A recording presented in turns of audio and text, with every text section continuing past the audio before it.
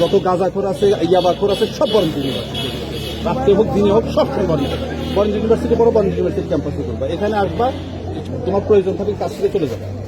Barendra university যেটাকে ধরবে সেটাকে আগে মামলা। এই ছেলেরা সড়ক বরেন্দ্র ইউনিভার্সিটির কোন ছাত্রছাত্রী পেলে পাশায় লাঠি ছাল তুলে দিবা।